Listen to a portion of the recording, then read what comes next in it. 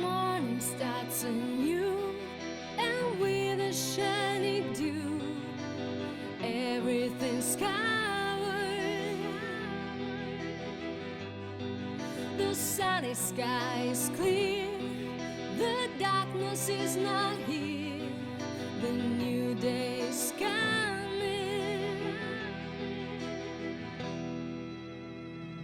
This episode contains graphic and disturbing content, specifically the deaths of children. If the subject matter makes you uncomfortable, or if there are children present, you may wish to listen at a later time, or go back and enjoy a previous episode.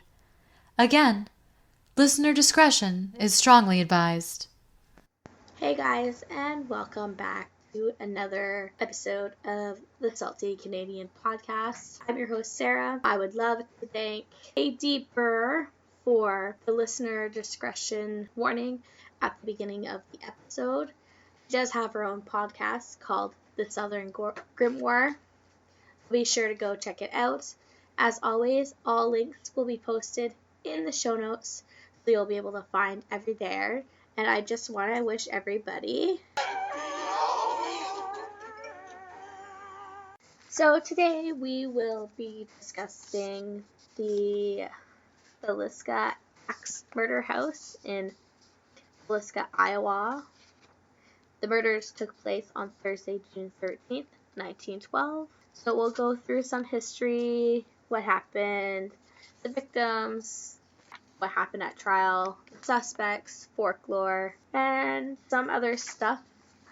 All information that I have gathered is from the Villisca website, which is www.villiscaiowa.com. So it gives you all the information about the house and stuff. So I have got all my information there. So nothing will seem plagiarized. Just have a bit of a word beforehand. I do still have a slight cold, so if it sounds kind of off, then that is why. So what we'll first start off with is the crime. Long before serial killers and mass murderers had become a way of life, 2 adults and 6 children were found brutally murdered in their beds in the small Midwestern town of Villisca, Iowa. During the weeks that followed, life in this small town had drastically changed. Residents of the small town reinforced their locks, they openly carried weapons, and huddled together while sleeping. Newspaper reporters and private detectives all flooded the streets, while there was accusations, rumors, and suspicions ran rapid among friends and families. Bloodhounds were brought in. Law enforcement agencies from neighboring counties and states joined forces.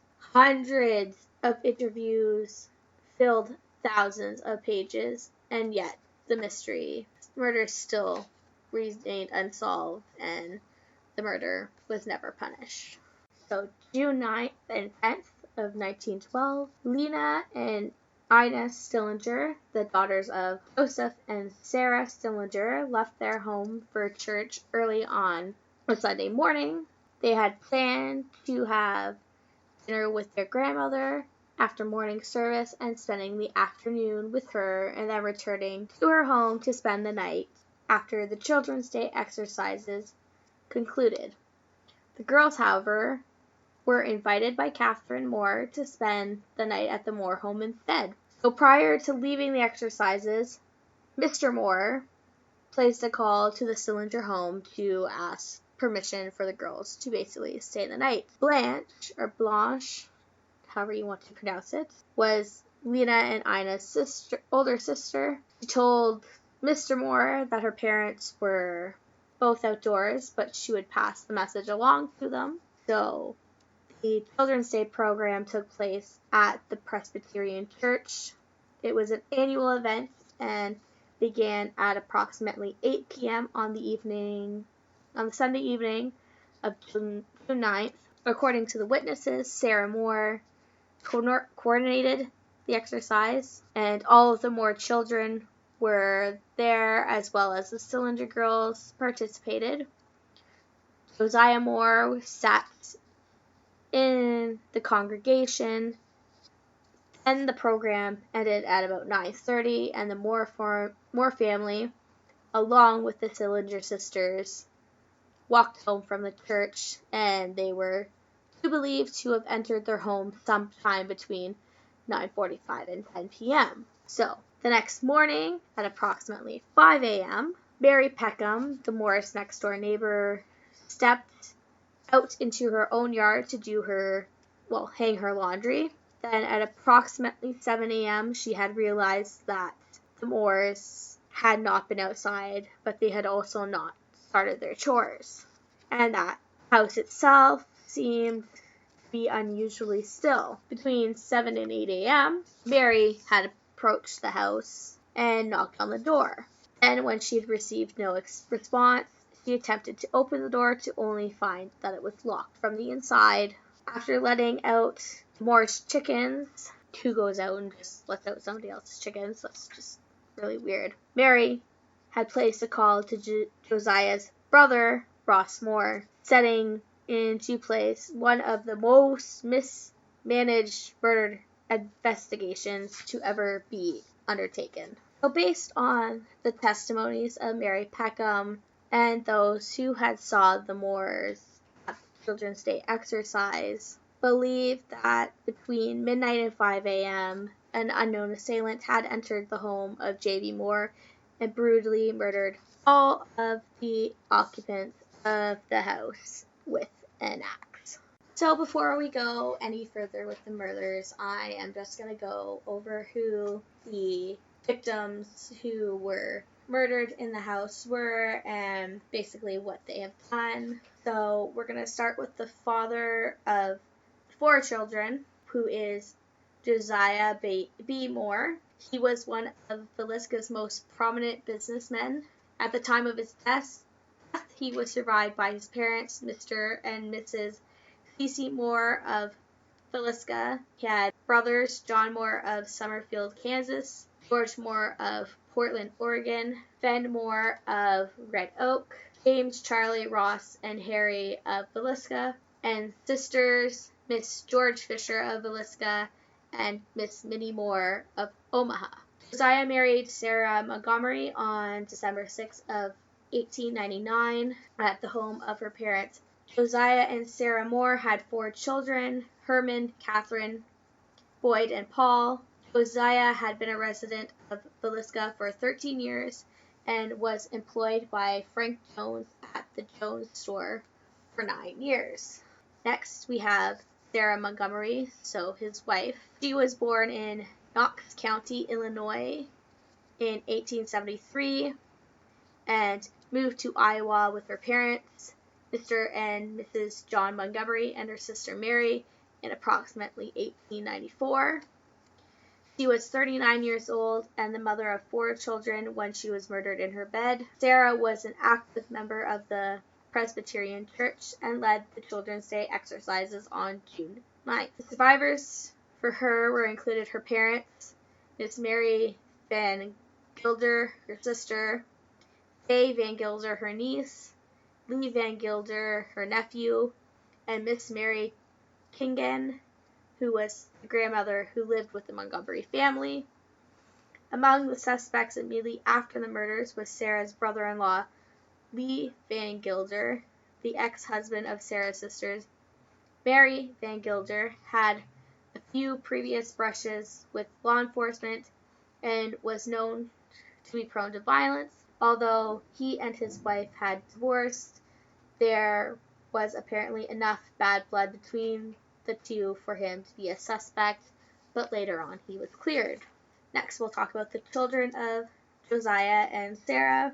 Herman was the eldest of the Moore children and was born in 1901 and was 11 years old at the time of his death. It was said that Herman was quite his father's son and was often seen at his side. Then we had Catherine. She was born 2 years after Herman in 1903, was 10 years old when she was killed. The Cylinder sisters, Lena and Ina, were close friends, and it was Catherine's request that they spent the night with the Moore family on June 9th, 1912. Boyd and Paul were the youngest of the Moore children, aged 7 and 5. respectively, at the time of their murders. Only one photograph of the two boys has ever been presented. The photographs I will post on my Instagram page and all my other social media sites were obviously taken when the boys were much younger than they were at the time of their death in 1912. Next, we'll talk about the Stillinger sisters. Lena Gertrude Stillinger and her sister Ina May were the daughters of Joseph and Sarah Stillinger. Both girls were born on the Stillinger family farm just outside of Villisca. Lena was 12 years old when she was murdered, and from the position of her body, it was concluded that she was the only victim that had attempted to fight off her attacker. Many experts have also suggested that Lena was the victim of some type of sexual molestation by her killer. Ina May and Lena had seven surviving siblings: Edith, Ed, Lester, David, Blanche, Ralph, and Ada Lou, both members of the Presbyterian Church and the Junior Society. They participated with the Moore children in the Children's Day activities at the Presbyterian Church on the night of their murders. Ina was 8 at the time of her death. The Stillinger sisters were buried side by side in the Villisca Cemetery. So back to that morning. Upon arriving at the home, Josiah's brother Ross attempted to look into a bedroom window and then knocked on the door and shouted, attempting to raise someone inside the house. When that failed, he produced his own set of keys, found one that opened the door. Miss Peckham had followed him onto the porch, but she did not enter the parlor. Ross went no farther than the room off the parlor. He had opened the door. He saw 2 bodies on the bed and dark stained bedclothes. He had returned to the porch and immediately told Miss Peckham to call the sheriff. The 2 bodies in the downstairs room were Lena, aged 12, and Ina, aged 8, house guests of the Moore children.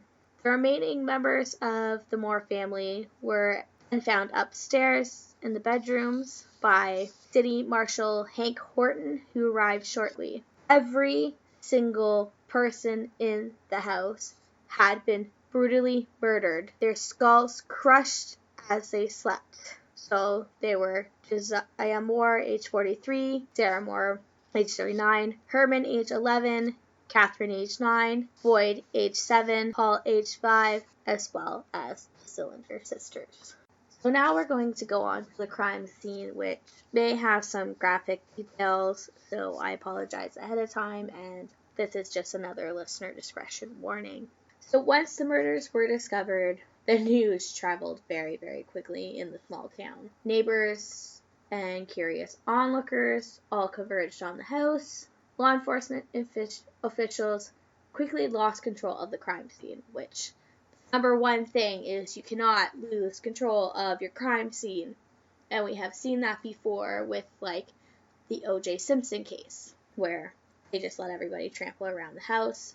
And same with the John Benet Ramsey case, where they had friends and families over and they just trampled all through the house. It was said that up to 100 people trapezed through the house, gawking at the bodies before the Villisca National Guard finally arrived around noon to cordon off the area and secure the house. These are the only known facts regarding the scene of the crime. So here are those disturbing facts. 8 people had been bludgeoned to death, presumably with the axe that was left at the scene. It had appeared that all had been asleep at the time of the murders. Doctors estimated the time of death as somewhere shortly after midnight. Curtains were drawn on all of the windows in the house except 2 which did not have curtains. Those windows were covered with clothing belonging to the Moore family. All victims were covered with bedclothes after they were murdered. A kerosene lamp was found at the foot of Josiah and Sarah's bed. The chimney was off and the wick had been turned back. The chimney was found under the dresser. A similar lamp was found at the foot of the bed of the Stillinger girls. The chimney was also off. The axe was found in the room accompanied by the Stillinger girls. It was bloody, but an attempt had been made to wipe it off. The axe belonged to Josiah Moore. I love when the killer finds something of the families to kill them with. The ceilings in the parents' bedroom and children's room all showed gouge marks, apparently made by upswing of the axe. A piece of keychain was found on the floor in the downstairs bedroom. A pan of bloody water was discovered on the kitchen table, as well as a plate of uneaten food. Gotta love when they leave their food behind, too. The doors were all locked. The bodies of Lena and Ina Sillinger were found in the downstairs bedroom off the parlor. Ina was sleeping closest to the wall with Lena on her right side. A gray coat covered her face. Lena, according to the inquest testimony of Dr. F.S. Williams, lay as though she had kicked one foot out of her bed sideways, with one hand up under the pillow on her right side, half sideways, not clear over but just a little. Apparently she had been struck in the head and squirmed down the bed, perhaps 1/3 of the way. Lena's nightgown was slit up and she was wearing no undergarments. There was a blood stain on the inside of her right knee and what the doctor assumed was a defensive wound on her arm. Dr. Lindquist, the coroner, reported a slab of bacon on the floor in the downstairs bedroom lying near the axe. Bacon is just a weird choice. Weighing nearly 2 pounds, it was wrapped in what he thought may be a dish towel. A second slab of bacon about the same size was found in the icebox, so it was clear that it had bacon. Lindquist also made note of one of Sarah's shoes, which he had found on Josiah's side of the bed. The shoe was found on its side, however, it had blood inside as well as under it. It was Lindquist's assumption that the shoe had been upright when Josiah was first struck, and that the blood ran off the bed into the shoe. He believed the killer later returned to the bed to inflict additional blows and then knock the shoe over. Had these murders been committed today, it is almost certain law enforcement would have easily solved the crime and brought the murderer to justice.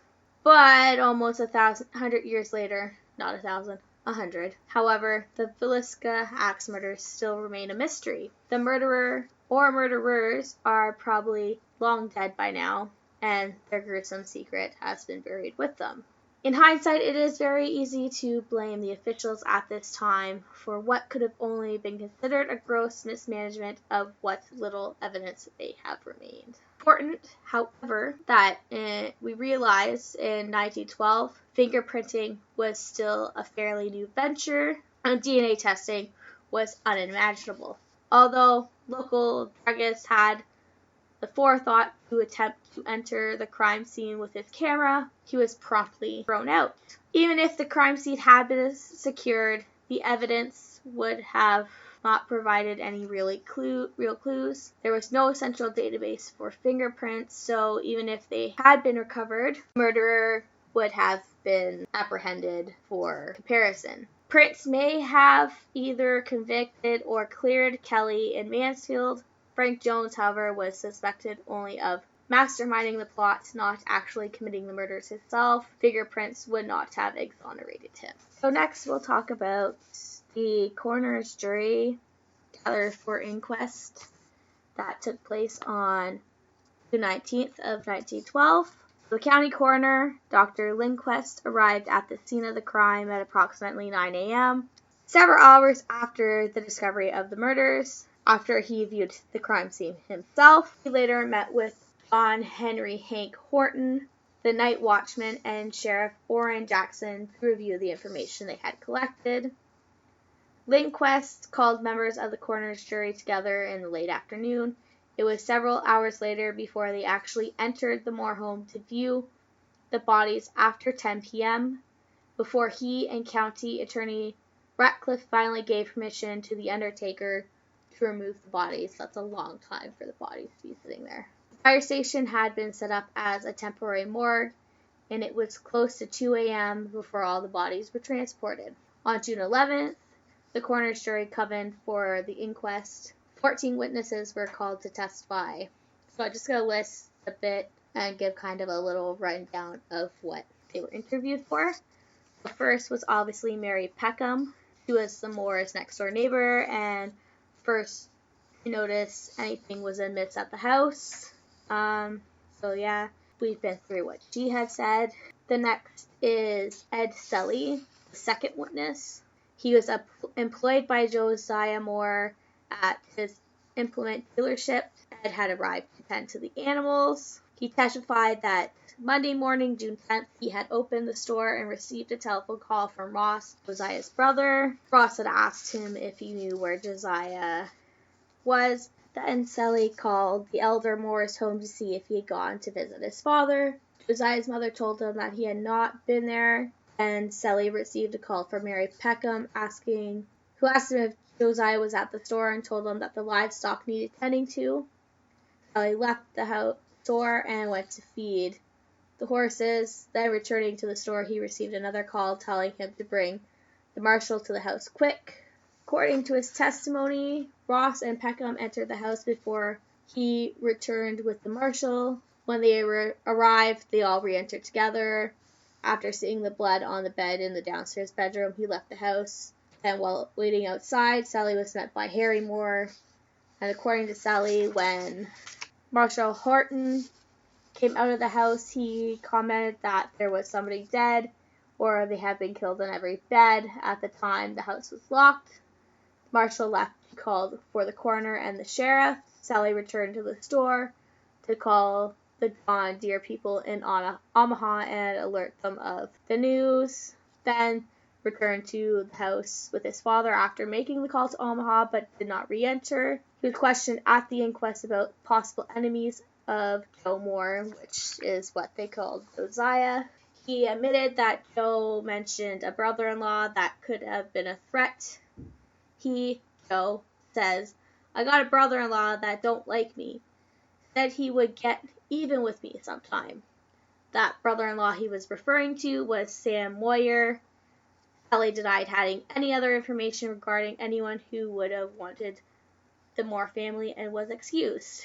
Next was Dr. J. Clark Cooper. He was the third one to be at the inquest. He was the first physician to arrive on scene. Testified that he was called to the Moore home at approximately 8:15 on the morning of June 10th when Hank Horton entered his office and said, "Come with me." When asked why, Horton appeared extremely frightened and replied, "Poor Moore and his family were murdered in bed." He'd accompanied Horton to the house, waited outside while Horton received the keys from the Peckhams. When he returned, Cooper, Horton, Dr. Howe, and the Presbyterian minister, Mr. Ewing, entered the house together.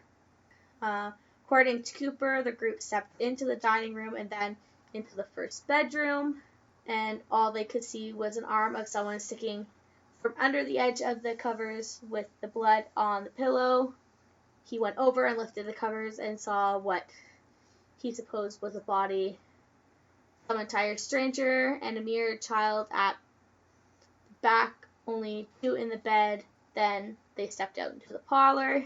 Then I guess they just went through the house and they found everybody else. And he estimated that they had been dead for at least 5 to 6 hours. He also testified that he smelled an unusual or antiseptic odor in the house and that it seemed that the faces of the victims had been covered after they were murdered. I said no clothes sticking into any wounds in my superficial examination. Neither did I see any clothes that had holes in it. I mean, any of the sheets or pillows, nothing had holes. Next was Jessie Moore. So Mrs. Moore was the wife of Josiah's brother, Ross, and took the phone call from Mrs. Peckham. And they basically just went through all her stuff. Number 5 was Dr. F.S. Williams. He was the physician that actually examined the bodies. Testified that Ed Selly stopped him on the street in the morning of June 10th, told him that the doctor was wanted at the house for an examination. So he went through and he claims he did not spill any odor of anesthetics. and nothing seemed to be out of place, and the faces of the bodies remained covered. And then he went on to describe the placement of the bodies, which I won't get into. And he went down and examined the Dillinger girls and was questioned about a possibility of a sexual assault. He responded negative. He said, I looked to see if there's any possible might have been attempted intercourse or rape or something. He did not see any. And he said that there was no footprints found at the scene. Next is Edward Landers. He's a summer visitor to his mother's home near the Moore's house. And he basically testified that he was visiting his mother for the summer, was staying there. He testified he went to bed shortly after 9 p.m. on Sunday evening. Before he fell asleep, however, he heard the sounds that impressed him and sounded like one boy hooting for another on the outside somewhere. And it wasn't a sound that recurred at regular intervals, but he didn't connect anything and fell asleep. Lander said he settled on approximately 11 p.m. Further testified, though he didn't think any of it at the time, the next morning when he heard about the murders, it occurred to him that the sounds may have been a woman moaning.